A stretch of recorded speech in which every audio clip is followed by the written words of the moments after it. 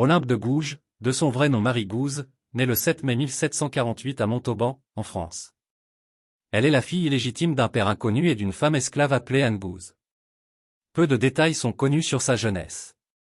Elle est élevée par sa mère et reçoit une éducation limitée. Elle est passionnée par la littérature et la philosophie. Elle écrit des pièces de théâtre, des pamphlets politiques et des essais sur l'égalité des sexes et les droits des femmes. Elle est connue pour être une figure importante de la Révolution française. Elle combat l'injustice sociale.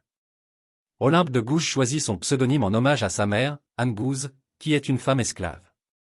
Le nom « Olympe » fait référence à la déesse grecque de la justice. Tandis que « Gouges » est une déformation du nom de famille de sa mère. Après avoir quitté son mari qui là-bas, elle vient s'installer à Paris dans les années 1770 où elle commence à écrire des pièces de théâtre et des pamphlets politiques. Elle s'engage activement dans la vie politique et devient une figure importante de la scène parisienne. Elle est une ardente défenseuse de la démocratie, de l'égalité et des droits des femmes. Elle s'engage dans la Révolution en critiquant ouvertement la monarchie et la noblesse. Elle plaide pour la justice sociale. En 1791, elle publie sa pièce de théâtre la plus célèbre, La Déclaration des droits de la femme et de la citoyenne. Elle y demande l'égalité entre les sexes, y compris le droit de vote pour les femmes. La pièce déclenche une vive controverse et est largement critiquée par les hommes politiques de l'époque.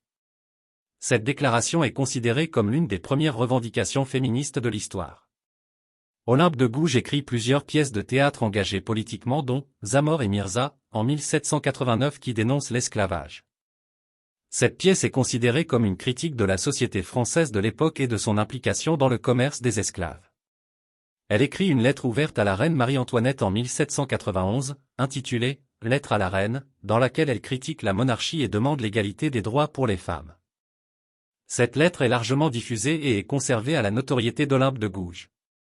Olympe de Gouges est donc une fervente défenseur des droits des femmes. Elle ne se limite cependant pas à cette cause. Engagée dans la lutte contre l'esclavage, elle plaide aussi pour les droits des enfants illégitimes. Elle croit en une société égalitaire pour tous, indépendamment du sexe, de la race ou de la naissance. Une anecdote intéressante relate qu'elle est l'une des premières femmes en France à porter le pantalon. Elle le fait pour montrer son refus de se soumettre aux codes vestimentaires patriarcaux et sa volonté de lutter pour l'égalité. Cette audacieuse prise de position lui vaut plusieurs ennuis. Elle est confrontée à des critiques acerbes de la part de ses contemporains qui ne voient pas d'un bon œil sa lutte pour l'égalité des sexes. Malgré cela, elle n'abandonne pas ses convictions. En 1793, pendant la période de la Terreur, Olympe de Gouges s'oppose à la politique répressive menée par la Révolution et à l'exécution de Louis XVI. Elle écrit alors une lettre ouverte à Maximilien de Robespierre, dans laquelle elle critique sévèrement le gouvernement en place et demande l'abolition de l'esclavage dans les colonies françaises. Suite à cette lettre, Olympe de Gouges est arrêtée et emprisonnée. Elle est jugée et condamnée à mort en novembre 1793 par le tribunal révolutionnaire. Elle est guillotinée le 3 novembre 1793. Avant son exécution, elle aurait déclaré « Je meurs innocente, victime de l'injustice des hommes ». Les contributions d'Olympe de Gouges à la Révolution française et à la lutte pour l'égalité des droits sont souvent négligées dans les manuels d'histoire. Ce n'est que récemment que son travail est redécouvert et reconnu comme extrêmement important pour la cause des droits des femmes.